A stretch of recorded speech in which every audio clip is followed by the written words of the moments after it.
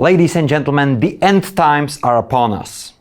The horrific rule of a demon from hell, commonly known as Turkish President Erdogan, has been extended by another 5 years. Neither a horribly mismanaged earthquake nor sending the economy into the depths of Dante's Inferno was enough to inspire enough opposition to Erdogan's dark rule.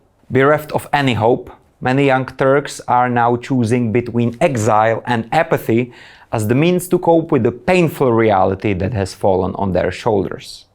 However, how was this plague of a man capable of marshalling enough strength to successfully counter the attempt to dethrone him by a united opposition poised to win? We know how.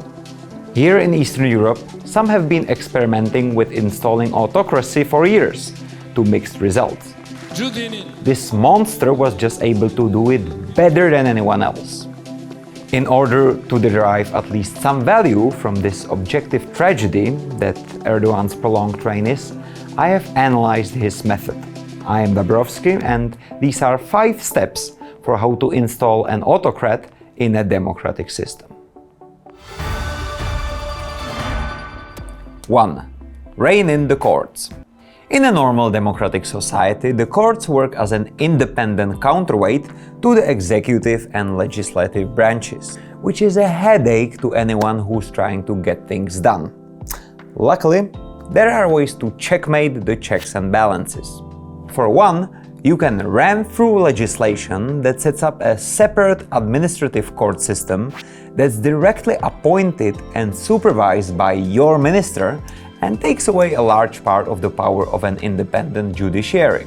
Or you can cleverly use an attempted coup against you as an excuse for a detention of hundreds and sacking of thousands of unfavorable judges and prosecutors, and replacing them with your loyal goons, even though most of them have almost no experience. 2. Make the media your friend. Journalists can be a pain in the ass, or they can be your biggest adoring fans. It all depends on how you set it up.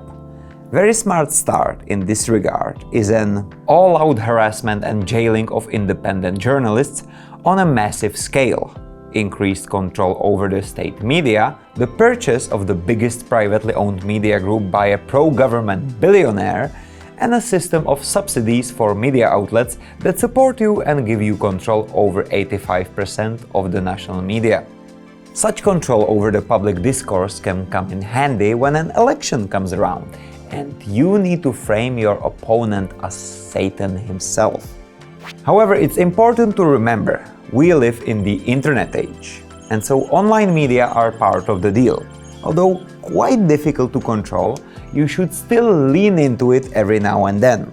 Like closing Twitter after an earthquake unmasks your incompetence, or blocking your most popular social media site right before an election. 3. Fire up the crowds. Stamping out dissent is only one side of the dictator coin. You also need to work on consent. The crowds of your supporters can grow too tame and lazy unless you nudge them with the right ingredients. Go out and bring the heat. Fire up nationalistic sentiments. Remind people what a great empire you rightfully used to have and should have again. Get out there and just give them money. Or, best of all, bring in religious fanaticism. Because some of those few who aren't persuaded by the media can sure as hell be persuaded by God. In a bid to consolidate his conservative religious base, Erdogan made an electoral alliance with the Kurdish Islamist Hudapar party. But the alliance is controversial, with Hudapar members suspected of past links to the banned Hezbollah group that in the 1990s killed dozens of people, many of whom died in torture chambers. 4. Sort out the term limit. One of the most annoying things in a democracy is the term limit. A total headache for anyone with long-term plans. Even this hurdle can be overcome with a bit of ingenuity. One potential pathway is to first become the prime minister in a parliamentary system, then becoming the president, changing the law, turning the government into a presidential system, and then starting with term limits all over. Despite the protests, that it's unconstitutional.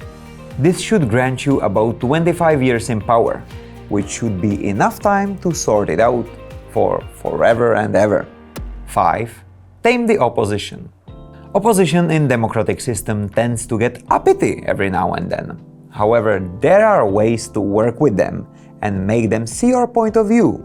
These include death threats, sending out mobs throwing stones on their meetings, of course smearing them in the media, jailing certain particularly annoying figures, and if need be, straight-up election interference.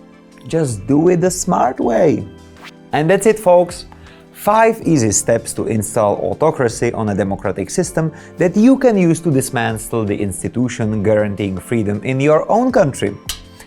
Let us know in the comments which step you find most challenging and which check or balance you find most annoying.